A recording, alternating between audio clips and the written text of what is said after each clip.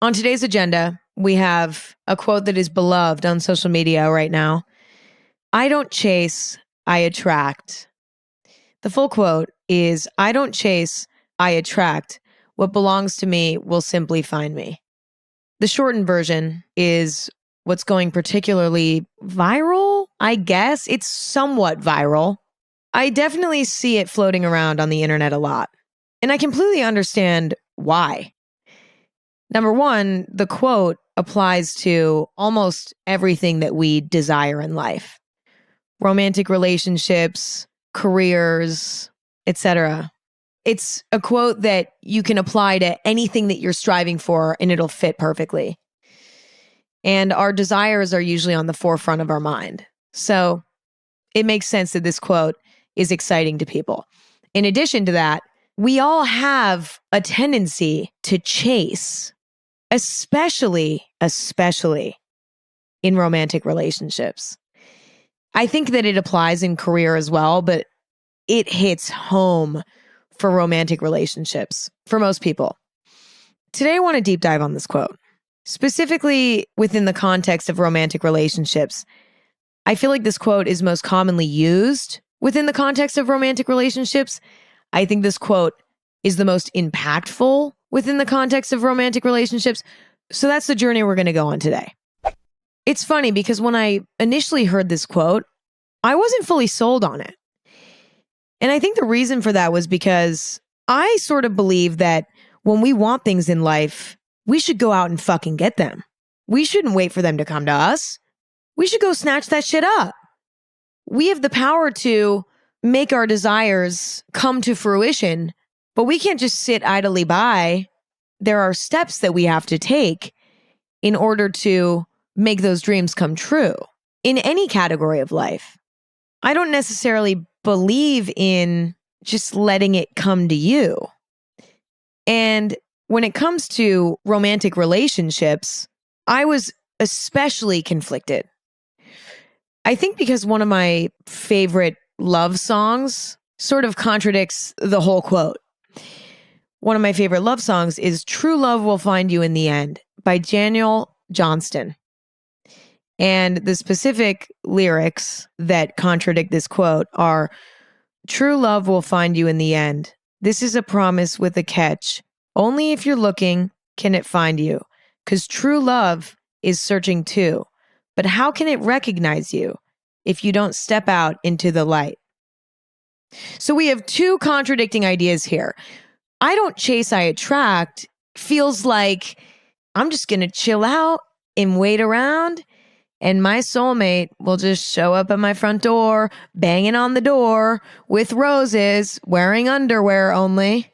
And it's going to be so iconic when they show up at my door in their underwear only, which, by the way, would be, I guess it depends on who it is. But that's one sentiment, which I, on the surface level, understand. It's like you don't want to force things. You want to let things just fall into your lap. But on the surface, that feels like wishful thinking, to think that, oh, it's just going to plop into my lap.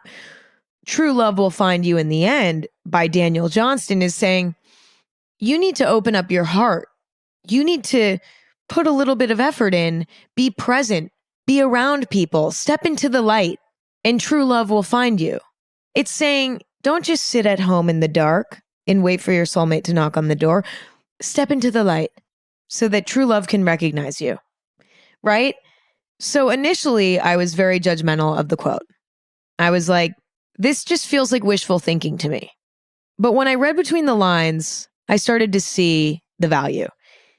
What does it mean to chase within the context of this quote? I think it means to pursue the things you desire in life from a sense of desperation, from a sense of lack. It's trying to fill a void with something. It's forcing things. It's trying to put a puzzle piece in that doesn't fit. It's cutting corners. It's rushing things. You know what I mean? Chasing after something is hard because you're trying to grab something that doesn't want to be grabbed. So it has to be forced. It has to be rushed. It has to be exhausting. It has to come from a place of desperation. Otherwise, you wouldn't be chasing. It has to come from a place of insecurity, or else you wouldn't be chasing. That's the nuance that I was lacking when I first read the quote. I think a good example would be going through a breakup, being destroyed over it, and instead of sitting in that pain and waiting for it to pass before dating again, you just go on every date you can. You go on 100 dates in a month, just trying to cure that sadness, just trying to fill that void. Instead of waiting until you heal, focusing on yourself, and letting someone come into your life. I think the reason why this quote, especially within the context of relationships, is so impactful is because it's not intuitive to attract. It's more intuitive, I think, to chase. It's so tempting when you're, for whatever reason, feeling rushed to find your person, whether it's because you just went through a breakup, or it's because you feel like you're running out of time, or it's because you're lonely, or it's because you're insecure, or it's because you want a distraction because there's other things going on in your life that are uncomfortable, or it's because all your friends are in relationships and you're feeling lonely, or it's because whatever it may be. It's so easy to just want to chase and hunt down anything you can find and try to put a puzzle piece into the puzzle that is your life that doesn't fit, because it makes you feel like you're in control. And don't we all love control? OMG, don't we love that? I love it. I'm the biggest control freak I know. I am. I love being in control of my destiny. I love feeling like I know what's going to happen next. It's up to me. I get to reach out and grab it. But a lot of times we don't have that power. We have power only over what we do, you know? That's rarely enough. So we go out and we start chasing other people, trying to almost not really control what they do, but we chase things in life so that we feel like we're in control of our situation. But the unfortunate part of that is that you're going to end up really fucking exhausted, and you're going to end up really discouraged. And you might even end up settling for something that you didn't even want. You know, I think of it like this. When you're chasing something, you're exhausting yourself. Chasing is exhausting. You're running after something, trying to catch it. And a lot of times you're chasing a lot of different people at once within the context of relationships. You're chasing a lot of people at once, trying to make one work frantically. And it's so exhausting that by the time you catch one, your ability to judge whether or not that person is good for you it's tired. You're not going to be able to really analyze if this is a good person for you. And then you might get into a relationship that's mediocre at best. And the unfortunate part about that is that being in a mediocre relationship still hurts when it's over. And when it's over, you'll find yourself in an even more vulnerable position that will make you want to chase even more. Do you see what I'm saying? It's like an evil cycle.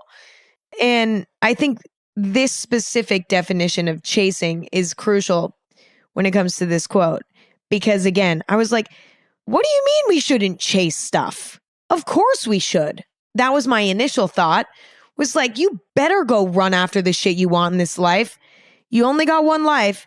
And you can't just sit on your ass and watch the world go by. You got to get up and grab shit. But getting up and grabbing shit is different than like chasing around frantically, trying to catch something that doesn't want to be caught by you.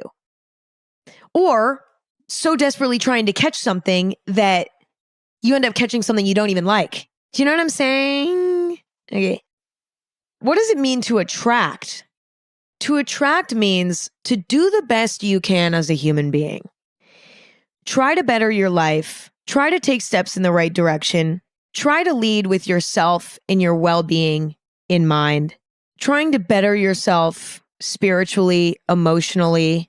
Trying to grow and evolve as a person trying to make yourself a more rounded person, and then letting things come to you as a result. This makes so much sense to me. It's being aware of your goals and taking the steps towards accomplishing them, but calmly accepting that you don't know exactly how you're going to get there. It's a much more calm, relaxed, accepting mindset. It's finding contentment with where you are today and feeling healthily restless about where you want to be in a year, but giving yourself and the universe this level of grace to let it unfold in the way that it may.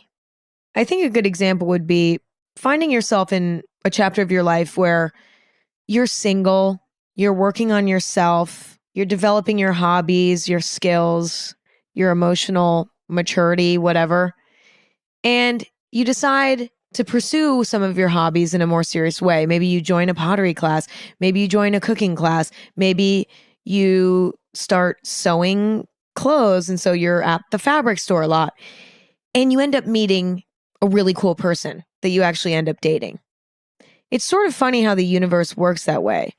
When you're actively doing things in your life that are making your life better for you, a lot of times that will attract like-minded people who are really great additions to your life.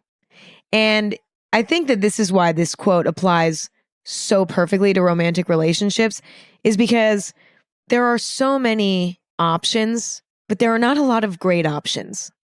And romance is vulnerable.